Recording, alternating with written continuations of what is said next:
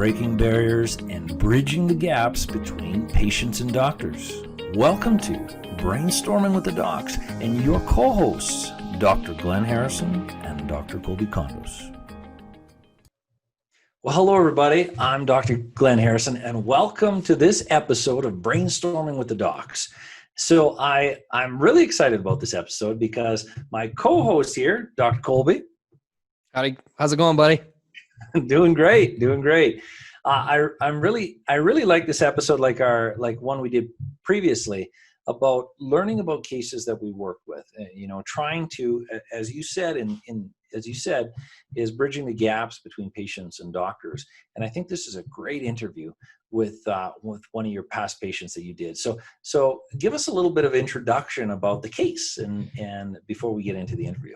Yeah, I'm excited about this one coming out as well, because I think that this really allows you to see into the doctor-patient interaction, and not only about like the relationship that we build with our patients, but also about some of the more complex cases that actually come into our practice, into our clinics individually.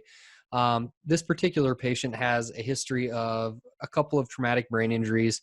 And when he initially came in, he was having a really hard time with certain day-to-day tasks that a normal individual wouldn't necessarily even think about. They're really autonomous. So he was having issues driving. He was having issues where, he was in a conversation and he was unable to use the appropriate words, or he was struggling to find words when he was speaking. He would forget what he was doing. He had, brain fog. He was having difficulty concentrating. And all of these things happened after he had sustained his most recent brain injury. This kid he's one of my favorite patients. The kid is just a hard worker. He will do anything and everything you ask of him. And that's really ultimately why he got such good results, because I was able to say, I need you to do this. I need you to do it this frequently. And he just did it. He put his nose down and he got after it, and he got really good results because of that. And I wish I could take all the credit, but definitely not the case. We always see that. I know I see it clinically as well. When the first key to success is compliance and commitment. And if someone is that motivated, that they're willing to follow the leader to guide them, like you did, guide them through that path, the results can be phenomenal. And I think that's absolutely exciting. So without further ado, let's take on your interview.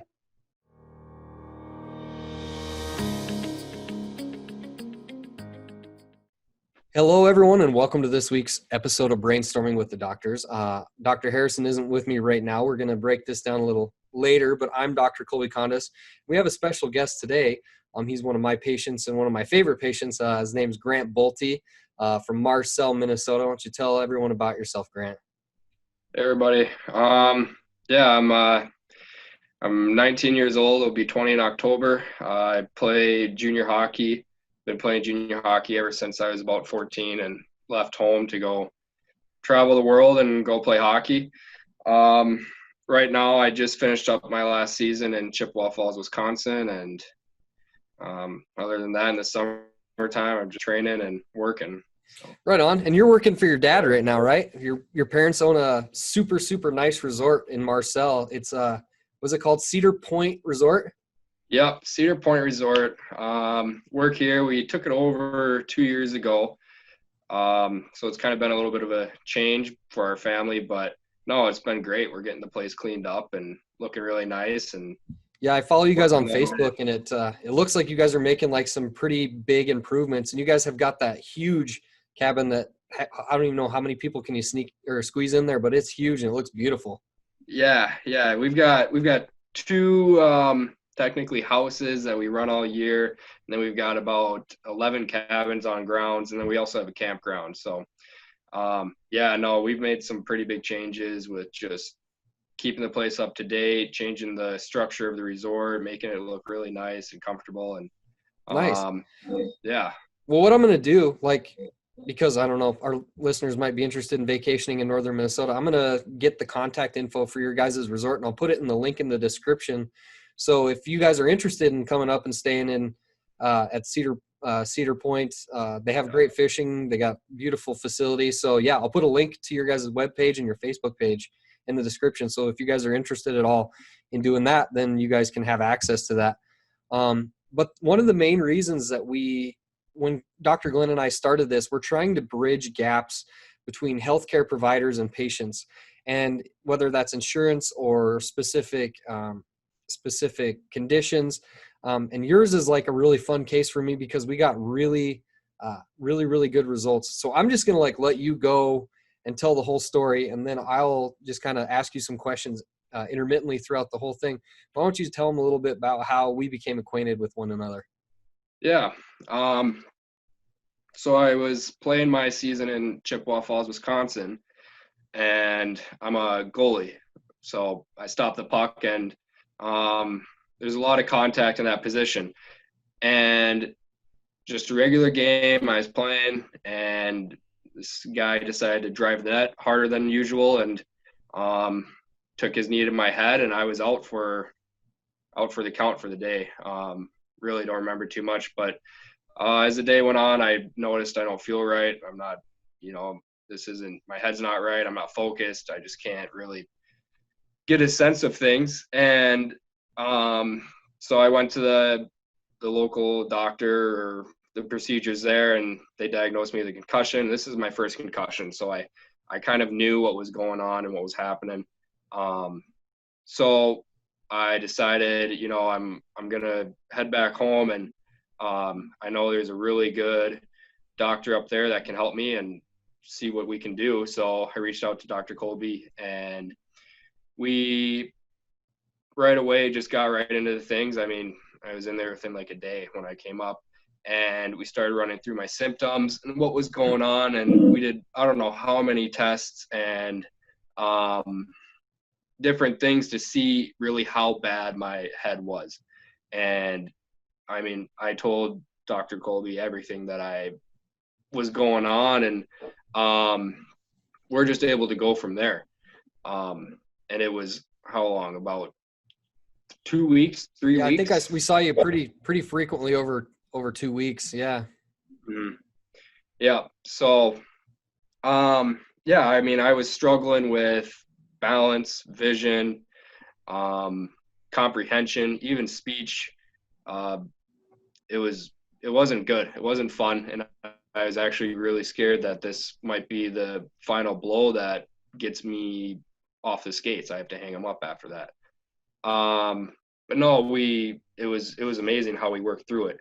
And yeah, so after the 2.5, 3 weeks, just working on, just everything from speech to feelings to vision to eye-hand coordination, all of that stuff. After the end of it, when I got back on the ice, and I didn't just get it right back into play, I eased into it, but when I got back, I was almost significantly better than when I left without my concussion. Right. Yeah. So there was a spot earlier when you talked about it. This wasn't your first concussion. This wasn't your first brain injury. So those effects can compound for sure. Your case is, I love working with people like you or with patients like you, because you are like 100% committed, which is really like a testament to you and your drive as a person. So you did really well, but Grant was talking about, had some severe visual deficits where he wasn't able to track anything. He wasn't able to actually focus on anything. His eyes were moving when they weren't supposed to. So a lot of the day-to-day interactions that he was having wasn't as clear as it should have been, because he actually wasn't able to, quote unquote, focus on what he was doing. And that can cause a lot of issues with both like vision issues, with balance and like coordination. So when we ran him through all these tests, we did a complex neurological test, and we did a cranial nerve exam and the different aspects of the neurological exam. We were able to tease out some of this information about what he was suffering from. And then we're able to put a plan in place to help him manage some of this stuff and give him some proactive exercises so that even when he's not with us, he can still go home and he can implement these exercises in his day-to-day activities, and that he can get better even when he's not in the clinic. And that really was beneficial for Grant, because then, like you said, even when he went back to playing hockey after, how long were you out overall? I think, what was it, like a month and a half that you hadn't played at all? It was about a month and a half. Yep. I would say 4 weeks max. Okay. And then and then they put you right back in the starting lineup, and you actually had a better save percentage in that, like that first 2 or 3 weeks after than you did before the injury, right? Yep. I mean, that's pretty great. And that's all on you, buddy. That was just like a ton of hard work on your part. But yeah, so if you are suffering from stuff like Grant was, if you're having issues with concentration and memory recall and word comprehension and word recall and focusing and driving, I mean, he had a lot of, even when he was driving, that was one of the things that was a big thing for you, is that you were nervous driving when you first came in, because he was feeling car sick when he was driving. He was feeling like sometimes when he was driving, he wasn't even connected. Like it was like, spacing out. I know that was one of your big concerns. So all of these things, if you've suffered a brain injury or a traumatic or a concussion, can be signs and symptoms of that. So make sure that you find help. So how are you currently doing now, buddy? Currently now, I'm doing really well. I do probably every other day still the practices that we do, from vision, from I actually have Post-it notes on the wall that I can track with my eyes, and I can keep my eyes sharp, and it feels like it's widen my peripherals. I can just have a better sense of where things are at, what's moving, and how the things are changing around and when I'm watching it. But yeah, no, I felt good, and I've actually done some even more vision training after I left, and I went down to the cities with my vision coach, we'll call him, Josh Tucker as well, and we did a lot of vision stuff there. And I said, well, this is what I've been doing with Dr. Kolby. Can we help implement this into like a daily routine and stuff that I can do? And he was actually shocked. He was like, man, I've been doing vision my whole life, and this is pretty good. Like, he's seeing results, and even his students or vision patients that want to come in. Yeah. But yeah, no, I mean, I'm doing great. I feel good. I'm always, I feel sharp. And if I'm not, then I'll just go back and do some vision therapy or coordination things that we worked on, and just like a well-oiled machine, There you go, man. It's all about being proactive, right? And I think the last time I talked to you, you were in contact with some D1 schools that you were thinking maybe scholarships were going to happen. Yep. Still in the works. That's a tough process as a hockey player, and I'm sure. Well, I mean, I'm not elite by any means, but I play at a decent caliber of hockey, and it's like what 5% of kids can make it to there, and then you get to college, and that's the 1%. Well, whoever gets you, man, they're not going to regret it, because you have a work ethic like no one else. So I definitely appreciate it. Whatever team gets you is going to get a steal. Yeah. Do you have anything else you want to add or anything like that? Not too much. No, I mean, just the overall experience was great. Working with you, and figuring out things that were wrong with me and that I could actually work on just through daily life to make my quality of life, I guess, better. When I wake up and I'm foggy or I feel clouded, I mean, I just do these exercises and I feel great for like the next couple weeks, and I feel sharper. Like I've got practices that I have to do. I mean, I'm working out constantly, and I can't go to those workouts and only put in 80% of my effort. I got to throw in 100%. So if I'm feeling 80% that day, that's might as well count that day as a loss, because I want to make that 100% gain that I can. And just being able to have those tools to be able to be mentally clear, I mean, it's really helpful, super helpful. Well, and then considering, like, even if you consider where you're at, not only in your athletic career, but even where you're at home, like your ability to talk to potential clients on the phone, your ability to converse with residents or tenants that are staying at your guys' resort, your ability to operate your car. I mean, all those things are things that you were struggling with initially, but I tell you what, man, doesn't appear that way anymore. So no, not at all. You've done a great job. Thank you. So Well, thanks for coming on, man. We appreciate it. I hope to see you soon. Maybe I'll try to get my wife to go up there and spend a weekend or something at Cedar. Yeah. That's the other thing. The resort's only 30 minutes away from Dr. Kolby. So if anybody wants to come see him, There you go. you know, You get the resort's best of right both there. worlds, right? Yeah. So, all right, buddy. Well, sounds good. And thanks again for coming on. Yep. No problem. Thanks for having me.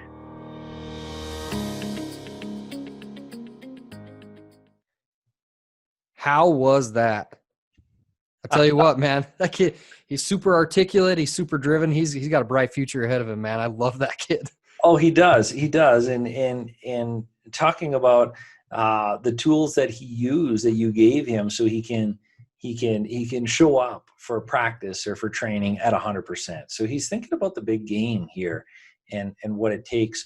I always love hearing, because, you know, I know you hear cases, you hear me talk about cases, I hear you talk about cases, but to hear the other side of the story of what the recipient goes through and what their experience was, it kind of reminds us, I know it does for me, I imagine it does for you, clinically, that the formula for success is a combination of not only the doctor's input, but the experience of the patient. Yeah, I think that if the patient is not accountable and they're not driven and they don't truly want to get better, or they're not motivated to get better, you can give them the most perfectly beautiful laid out plan to get them where they want to be. But unless they're willing to put in the effort to drive down the road, then it's not going to happen. I think that Grant is a perfect example of that.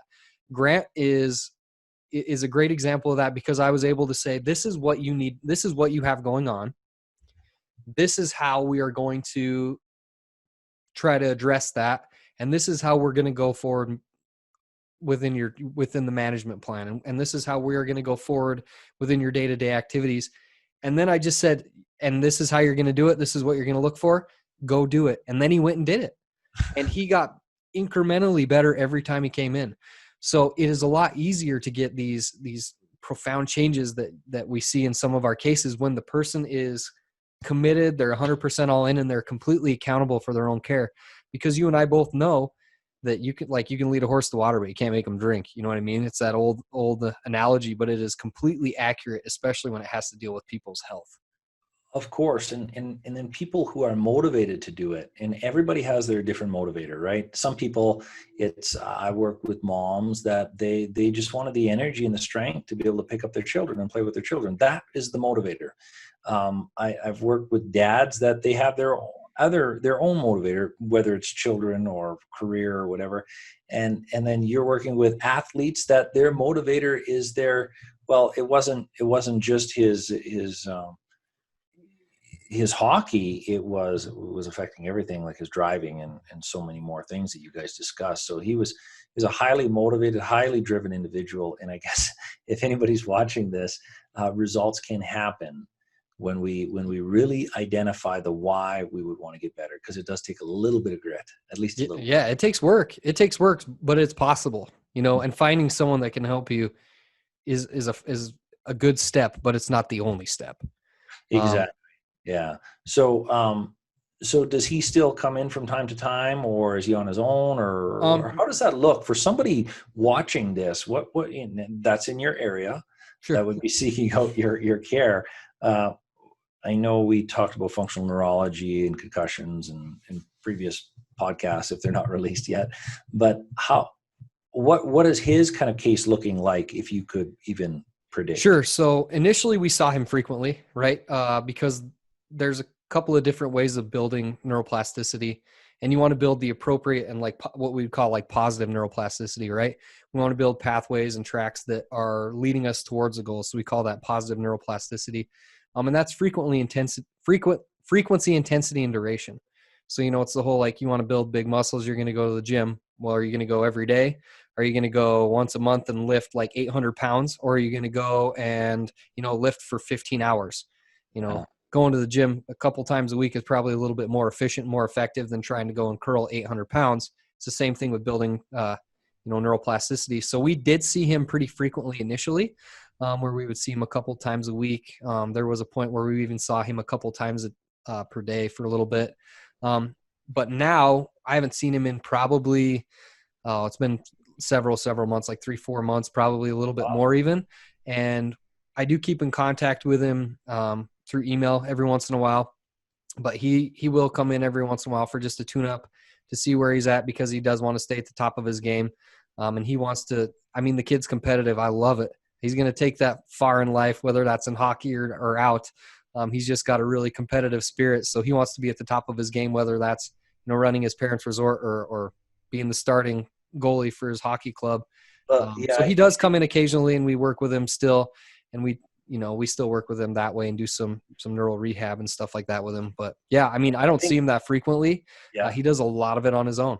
Mm-hmm. But once again, he's committed to maintaining his health and his function. I really love that when he came out, when he got back into the game, that he performed better than he was before. And I saw the big smile on his face, and I think that was the best part of the interview. Yeah, I mean, he's a talented kid. I'm excited to see where he goes and what he does with his life. So he's just a nice kid, like you just get patients that you genuinely want to help so bad just because of their outlook on life and who they are as a person. And he was one of those for me. So I'm glad that he had such good results, and he's feeling so much better right now. So I'm hoping that maybe you'll get me an autograph when he makes it to the top. Hey man, if he does, we'll have to see. You saw it here first, right? Awesome. But all right. Well, if this is your first time watching or listening to us, and you have questions about your own health or about common health conditions or anything, the sole purpose of this is we are trying to break down any barrier that anyone might have between their own health and their healthcare provider. So if we can help you in any way or facilitate any changes for you, please hit the like and subscribe. Email us. Our contact information is info@brainstormingwiththedocs.com. You can get on us on our websites. Mine is www.northlakeschiropractic.com. Dr. Glenn's is www.drgharrison.com. Email is good. You can find us on social media. And then again, if you want to look up look up Grant's Resort. I'll also put a link in the description too, and look for Cedar Point Resorts. So it's a super nice place. I'm looking forward to going to it sometime this summer. So awesome. Well, thank you very much. I think that was awesome, Dr. Yeah, Kolby. man, we'll have to do a couple more of these. I think as we go through them, it even provides a little bit of positive reinforcement for us, and we feel pretty good about ourselves. And it's nice to see those positive changes in patients and not. Yeah, and I think it's great to see the other side of the story, the other side of the desk per se, of what people can achieve. Because a lot of people are out there, they're suffering. They've hit the end of the road by so many clinicians that are only looking at the conventional model. So yeah, it's awesome stuff. So thanks, Dr. Kolby. Yeah, man. Well, we'll have to come up with a new topic for next week, but We will. sounds good, bud. I'll talk to you soon. Bye-bye.